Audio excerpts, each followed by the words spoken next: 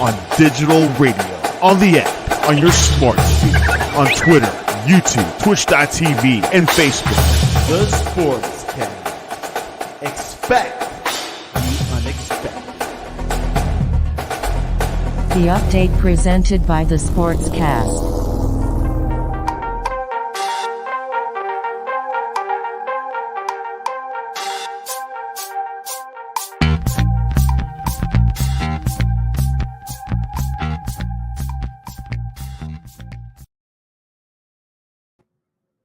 The Sportscast, June 24th, 2024. If you haven't yet, please subscribe to all our channels, YouTube, Twitch, X, and Apple Podcast. You can also listen to us on your smart speaker. If you're listening on Apple Podcasts, please leave a rating and a review. It will help us out tremendously. We're also on online digital radio. Visit our website, thesportscast.net. Also, follow us on X and Instagram at the Sportscast1. And check out our app, the Sportscast for iOS. USA beats Bolivia 2-0. Germany ties Switzerland 1-1. And join us all the way up north. How Phillips, welcome back to the Sportscast. Thanks for having me, Santi. Always a pleasure. How it's officially started. 2 tournaments, 2 soccer tournaments. It's almost a World Cup. Yeah. Basically, all the good teams in the world are playing in these 2 tournaments. That's fair to say. Who's good that's not playing? Japan, South Korea, maybe some African countries have a shot at winning. Senegal, Egypt. Senegal, yeah, but those teams have never won anything. They've never even gotten to anything but a semifinal of a World Cup. South Korea did that in 2002. Turkey is now, part of UEFA. They played in a World Cup semifinal. So, yeah, they're not playing each other. It's not quite as good as a World Cup, but it's still pretty awesome. Pretty awesome summer. Let's begin with the night, the game of the weekend. USA beating Bolivia 2-0. It was a incredible game. Yesterday for the first Copa America opener for the U.S. men's national team. A goal by Christian Pulisic in the first half came in 3 minutes of the first half, under 3 minutes, and also a goal by Pallerin Balogun a little bit later, right before halftime. What a match. I loved it. I want to hear your thoughts over this incredible opener. The U.S. looked very good, but I think we have to remember that Bolivia is not good. They have not won an proper international match outside of Bolivia since the 2015 Copa America 9 years ago. That's not good. They won at home because they play their home games at 12,000 feet, and it's very difficult to go there and play at sea level or close enough, as in Dallas, Texas. They're not a great side, and the U.S. pummeled them. They could have had 4 or 5 goals.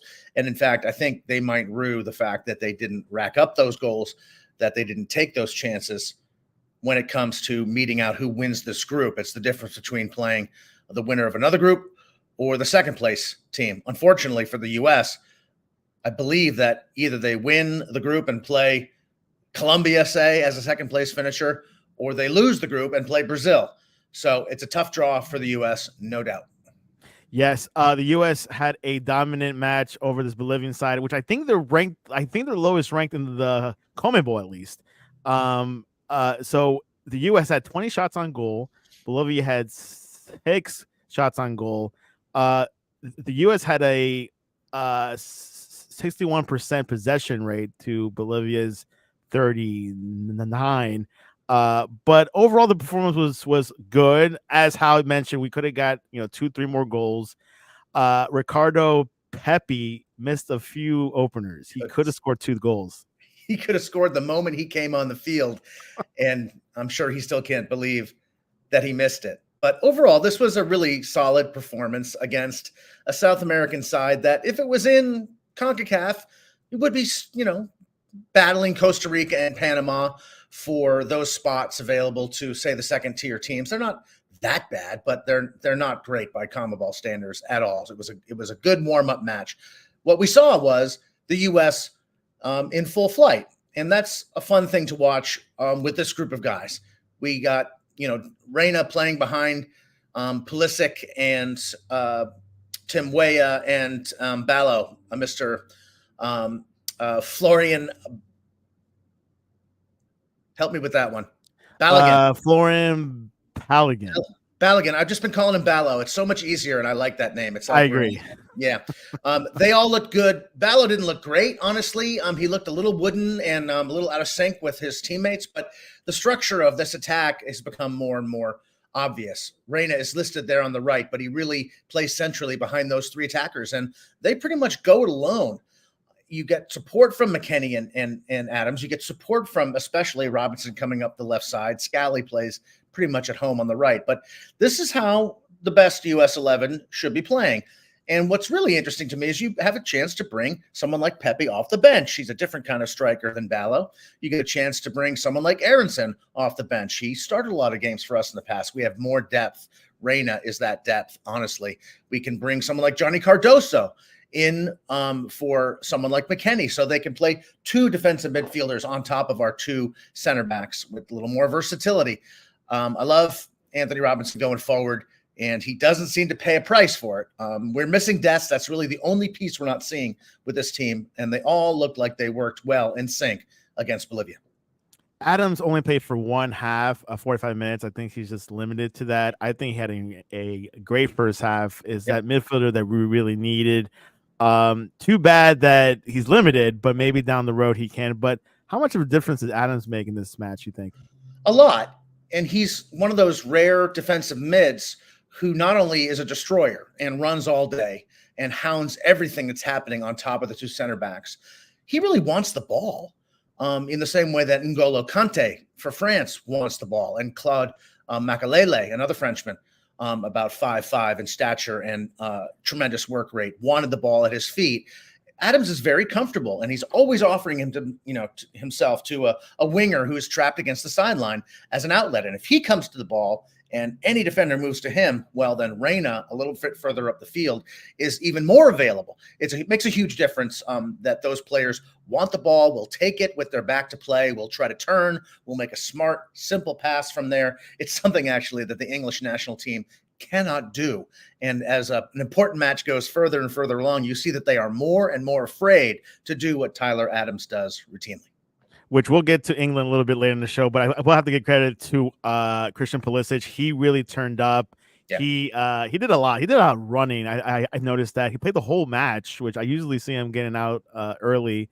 But he had a tremendous game. I think it felt like Christian took the weight on his shoulders a bit for this match. It felt like they had to come back strong. He had to come on strong for the team, but he was very captain-like, he had a huge leadership role for yesterday's match, I thought.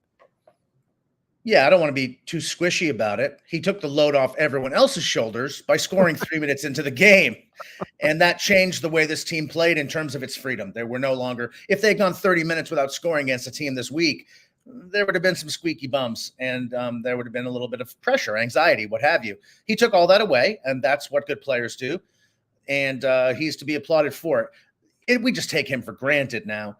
He's so skilled. He's so good in possession, and he'll run at people. I wish Tim Weah would run at people in the same way on the other side of the field, because he's got a speed advantage on so many people. It put them under pressure. Even if it doesn't work, they know you're going to try it. They're going to defend you differently. Yunus Musa, who you have pictured there, this guy is a world-class midfielder, plays for AC Milan. Starting. Yeah, well, that's another indication that this is unlike any U.S. team we've ever seen. There's no way a player of Musa's quality isn't in every starting 11. In this team, he's got to battle McKennie, Reyna, and Adams for a spot. What is he better? The only guy that I think he could probably supplant is McKennie, and he's really sort of a talisman. He'd be the captain of this team if Pulisic wasn't wearing the armband. Johnny Cardoso, another defensive midfielder of great quality, plays for Real Betis. That's 5 midfielders. I think we'll call, and maybe from previous podcasts, during Qatar 2022, who was our first midfielder off the bench? Kellen Acosta. Yes. This is a massive upgrade. This is why the U.S. is knocking on the door of world ranking sort of legitimacy and credibility. But they have to prove it on the field, and that's what the tournaments like this are for. Yes, a whole lot of confidence from this match, and hopefully we got a picture of Lexi Lawless, a fan. I thought it was the most brilliant outfit I've seen from a fan base, I thought. A lot of credit there. The jersey, everything. Yes, I just read a brilliant story in The Athletic from Pablo Maurer about the 1995 Copa America that the U.S. went to in Paysandú, Uruguay. And full flight, full red-on hairband Alexi Lalas in those pictures. And a great story if you guys don't mind a plug. It's that was probably the best Copa, well, definitely the best Copa experience we've ever experienced here in the U.S., and an underrated sort of chapter in U.S. history, 94, 95. Things were just emerging, and they went and got to the semifinals of that tournament. I know, and we lost against Brazil. I looked that up this morning, by the way. Yeah, I mean, I knew about it because I mentioned it in Generation Zero, my book from 2022. And I think I talked about it mostly because a guy named John Kerr Jr., that was his final appearance for the U.S. national team after sort of being, in the mix since about 1984. He's a contemporary of mine. And we played against each other as youth players, but that was a huge tournament. We beat Argentina basically to kick them into second place in the group, and they had to play Brazil next and went out. We also beat Mexico in that game, and I'm writing about the U.S.-Mexico rivalry right now, and that was a huge game. Why? Because in the comments from the Mexican players, you can already hear that they are way ahead of their fans and their federation and saying, these guys are pretty good. Stop talking about how we should be killing them every time we play them. We were almost equal to the Mexicans in 1995. The players saw it, but the rest of Mexican soccer culture did not. So, yeah, very interesting time in American soccer history. I remember that. We've been in penalties. Back then, you had to watch it on pay-per-view. I did not see it. I did not. I mean, I did not see it live, and I remember hearing about it and being really mad that no one was televising it. Yes, you're right. Pay-per-view. That's all that was available. We've come a long way, baby. I know. It's incredible. Closed circuit television. I had to go to bars and restaurants to watch some of these matches. Crazy. What kind of restaurants? Colombian restaurants. Exactly. Restaurants. You pay $50 at the door, then you have to order food on top of that. So you couldn't. I used to have a network all over Greater Boston where I lived, where I would go to watch games like that. But this was after I had moved to Maine, and you know what? Not very many Colombian restaurants in Maine, Santi. Sad. I bet not. The other group match that came on, Uruguay beating Panama 3-1, which the U.S. will play on Thursday. Goals by Uruguayan Araujo, Nunez, and Vina, and Panama goal by Murillo at the 94th minute. Uruguay is stretching their muscles. How they got more goals than we do, but your thoughts over this match? If you saw it, I saw a little bit of it. So I saw the whole thing, and in fact, I would say I paid more attention to it because I was really interested to see both teams that the U.S. will play next. And we had some friends over to watch the U.S. game, and the power went out in the middle of it, and we had food, and it came back on, but everyone was gone by the time I watched Uruguay-Panama. And, Panama's a tough team to play against. They really work hard. They're very physical. They have just enough skill to make you worry, but Uruguay was clearly the superior team. And watching them play under this new system from Bielsa, the Argentinian, was really fascinating. Nunez there, who's pictured, is just completely unlocked and set free under this system. He was running rampant. They, too, could have scored many more goals than 3. And right now they are leading the group technically, because I believe that if it's the same as the Euros, it's points. That is the first deciding factor. Then it's goal differential. And right now the U.S. has a goal differential of 2, and so do the Uruguayans. But the third one is total goals. And we'll get to this maybe when we talk about the Euro. That is what it goes. So that would give Uruguay the lead in this group right now. So it's a good little primer for later. It's going to be a really fascinating game. I mean, the game that Uruguay played against Panama is similar to the ones that we play against Panama. Usually we dominate possession with them. They're happy to give us the ball. They're very difficult to break down, and you have to be pinpoint accurate in front of goal to put them under pressure, to make them come out of their shell and have to score. The longer the game goes 0-0, the better they get. But Uruguay scored plenty here to put Panama under plenty of pressure and break them down. And but Uruguay didn't look like a world-beating team. They looked like a team that could be had. It's going to be fascinating to watch that game. That's not until next week, maybe a week, Sunday or Monday. I can't remember when it's Monday, 9 p.m. at Arrowhead Stadium. Oh, great. I'll be back. I've got some travels. They play Panama on Thursday. So that'll be the schedule for the U.S. in this opening group fixture list. What you saw yesterday from Panama, how do you think we'll beat them easily, or what are your thoughts for this match on Thursday? No, I don't think anyone beats Panama easily anymore. They're just physically very, very difficult to play against. They have two excellent center backs, Cordoba and this young dude, number 24. I can't remember his name offhand. He's lanky, but really good. He looks like he's about 19, and he's getting better and better and better.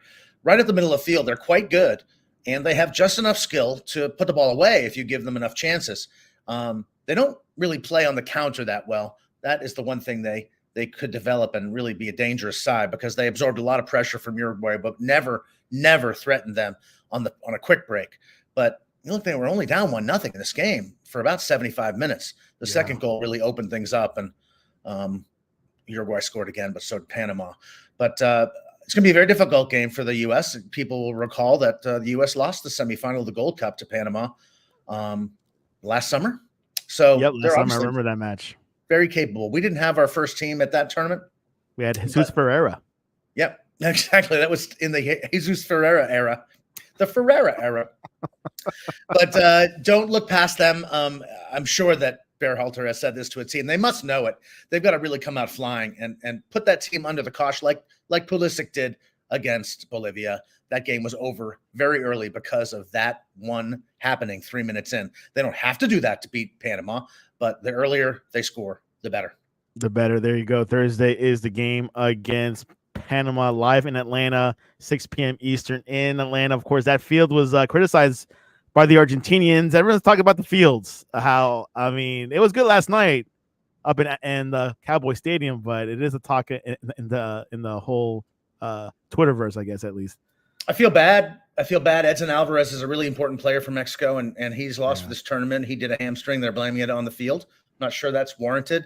The field in Dallas looked as striated and dodgy as the Atlanta field did, but I guess the field surface itself didn't come up as easily in Dallas as it did in Atlanta. This happens in Germany, one of the cradles of European football, the game that the English played against their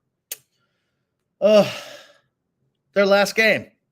Against Denmark. That field was terrible. It was coming up in sheets from the very beginning, and it did affect the game. Did it affect one team more than the other? That's not for me to say, but that's a terrible example of tournament organization that they allowed that game to be played on that field. Like, they got a bunch of fields in Germany where something can be done. I'm sort of mystified that in good weather, that was more of an offense to me. What did Twitter have to say about that, Santi? Anything? No, nothing yet. We'll find out. Can't count on Twitter. You can't count on Twitter. We'll see what happens with the field situation. And as Hal said, Edson Alvarez is out for the tournament. He's the captain. Some say he's the future of Mexico. So we'll see what happens the next couple of days. All right. Now let's go into the Euros. Yesterday, Germany tied Switzerland 1-1 goals by the Swiss where was first, and then the draw happened from striker Nicholas Füllkrug at stoppage time. It was an exciting match. It felt like Germany had to win it or tie it, but they win the group. They win the group, and because they won the group, I believe they get the winner of probably Italy and Croatia as opposed to Spain. That's what the stakes are in winning these groups. Switzerland, had they held on for that victory, that 1-0 victory, they would have avoided Spain. Now I think they're playing Spain in the next round, although just how the third place finishers are going to be sifted into this grid, I don't have committed to memory. But, this is the way group play is conducted, and you have to take care of your business, and you have to finish your chances when you get them. And, of course, the games are played simultaneously so that there's no dodgy business or no playing too openly for a result, between the four teams that are contesting those final group matches. I watched mostly the Hungary-Scotland match that was contested simultaneously. That felt to me more meaningful because Hungary and Scotland, the winner there, was going to probably advance to the round of 16 with 4 points, a 1 win, 1 loss, 1 tie performance, which is usually enough to get you through in a tournament of 24 teams and 16, places in a knockout round. But that game was so terrible to watch, Scotland and Hungary. It was absolutely devoid of skill technical skill, and there was a near death. Some fellow got brained, and poor Hungarian player laid there convulsing. That was unsettling, and Scotland offered absolutely nothing. Hungary came back and scored in injury time, and they may go through, but I haven't seen that meted out. Yeah, so here is what's left in the third best place teams. Number 1 is Austria, 2 Slovakia, 3 Hungary, and 4 Slovenia. All this can change within a day. Right. But how you do have the scenarios of the Euros? What do you have in your notes? Well, the important thing to remember is that once points is, if that's tied, you go to goal difference and then goal scored. And there's a couple other obscure topics that are taken into account. Ultimately, if there's a tie, and there may well be a tie because we're going to have 3 or 4 teams with 1-1-1 record, the team with the highest UEFA playoff ranking goes through. Now, what does that mean? That means that if you won your qualifying group or achieved more points in your qualifying group, or your group featured better competition and your wins counted for more in that group, your ranking from the playoff that was just completed counts, is the final decider, because that can't be drawn. And for example, Hungary had a coefficient of like 40, and Scotland had a coefficient of like 55. So if those teams ended up, tied on goals, goal differential, points, everything, then it goes down to this UEFA ranking. And that's probably a good way to do it for the tournament, because we want the better teams to go through.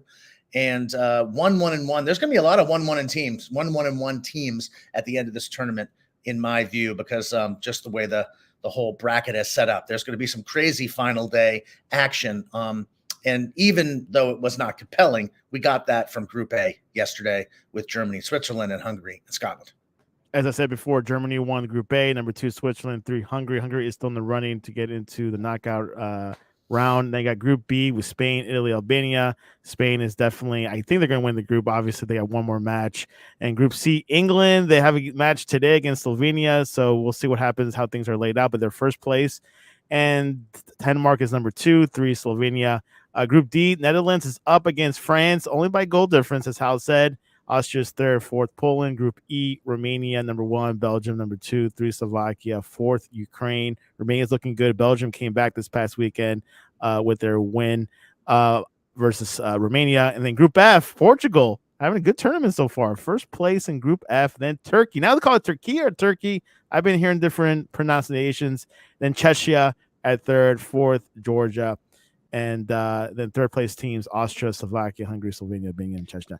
What are your thoughts over these groups so far? Obviously, things can change in a second. Anything can happen, but here's some fun scenarios for you. Because Spain in Group B has already clinched first place in this group, pretty much on goal difference, if anything was tied.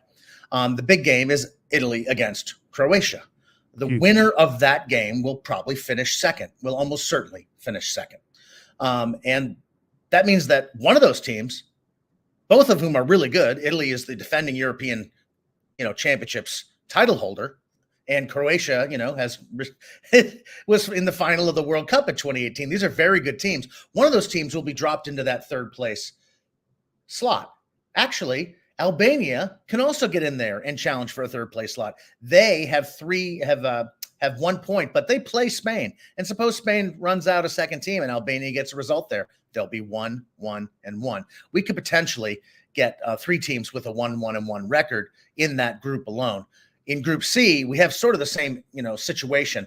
Denmark is in the driver's seat. If they can win, if they beat Serbia, they're in. But and England is likely to beat Slovenia, or even if they get a draw, they'll be in. Although they which could happen. Sorry, which could happen. It's good. Yes, I mean Serbia. Well, yeah, England Slovenia is going to be a good game. England has looked bad. Slovenia has not been beaten. They've drawn twice. But on the other side of that draw, Denmark and Serbia are playing. If Denmark wins, they may win the group with 5 points, 2 draws. They're unbeaten. If they lose, they could go home with only 2 points, because 1 loss, no wins, and 2 draws will not get you a third place slot. This is where the beauty of the group play comes into practice. Everyone has an incentive to go for it. almost always. Very few of these teams are going to be saying, well, if we can just get a draw here, we'll be fine. That is very, very difficult to do unless you're 2-0, unbeaten so far with 6 points. So England and Slovenia should be a fascinating match, if only because the pressure on England is enormous as usual. The other match I would point out to people is Austria and the Netherlands. France is 1 win and 1 draw. Netherlands 1 win and 1 draw. They're clearly the class of this group.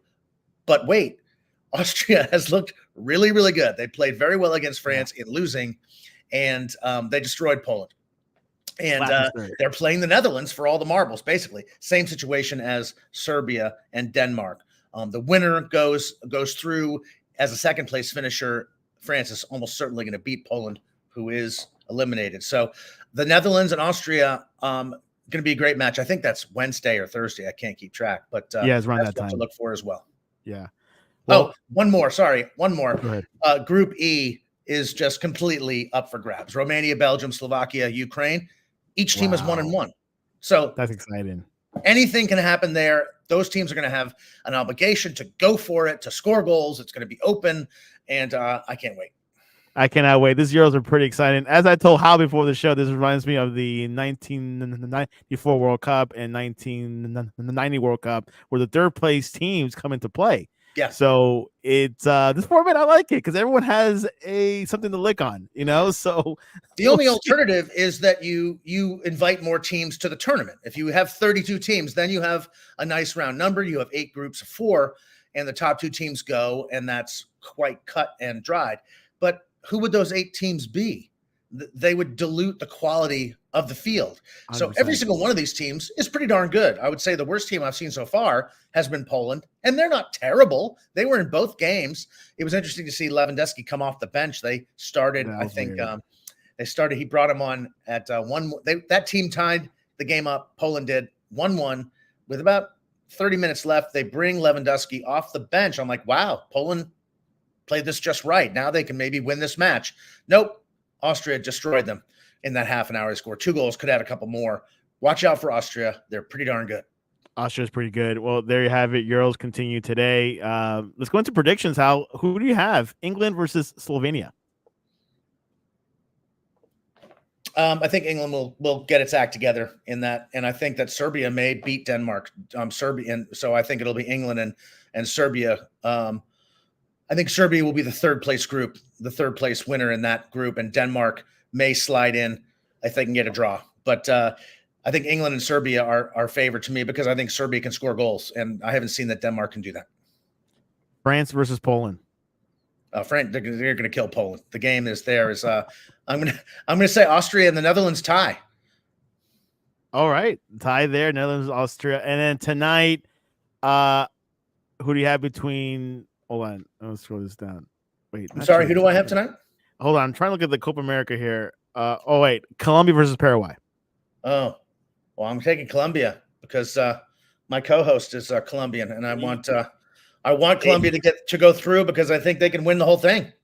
They could win it. They are contenders. I think they're like 3rd, 4th favorite to win the Copa America. Yep. And then Brazil versus Costa Rica. Oh, God, I hope the Costa Ricans play well. Everyone's sort of crapping on Brazil, saying they're not as good as they used to be. They're probably tired of hearing that, and the Costa Ricans are probably going to pay the price. There you have it. A lot of Copa America action, Euro action. Pretty excited for these tournaments happening. Euros I'm pretty excited about. Mm-hmm. Before we go, Hal, what is the best way to reach you online to talk to you about? Are going to watch every tournament match from now on? I'm going to Scotland on Tuesday, so I'm going to be watching it on European time. I'll be back on the 30th, but you can reach me at that URL right there. That's the companion site for my book, Generation Zero. You can get me at the gen0.halphillips. That's my handle on Threads and Instagram. There you have it. You can reach us at thesportscast.net or the Sportscast1 on X or IG. We'll be live tweeting throughout the week. Looking forward to it. And finally, Game 7, Edmonton Oilers at the Florida Panthers. Who wins it all for the marbles? I'm picking the Oilers because I believe Edmonton has solved Mr. Bobrovsky. That game that they lost in Game 4, Edmonton down 3-0, destroys the Panthers 8-1 at home. Everyone said, oh, well, that was a game that Florida didn't have to win. That's true. But they hadn't been able to touch Bobrovsky. They scored 5 goals on him, and he has not been the same since.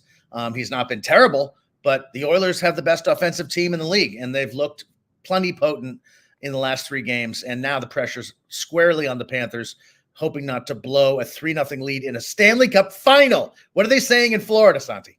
They're not having much optimism. How I talked to a few of my friends that have tickets, and I don't know, they have no optimism. They have no hope for some reason. So I do.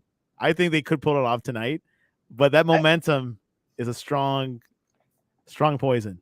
Well, I think more concretely, you got to have a hot goalie, and Bobrovsky is no longer the hot goalie in the series, and it doesn't look good for me. But it can also change on a dime. We'll see. It should be a great spectacle. I hope there's an early goal because that opens up these game sevens, who can be very, very cagey affairs if there's no score. So let's hope for an early goal, and may the best team win.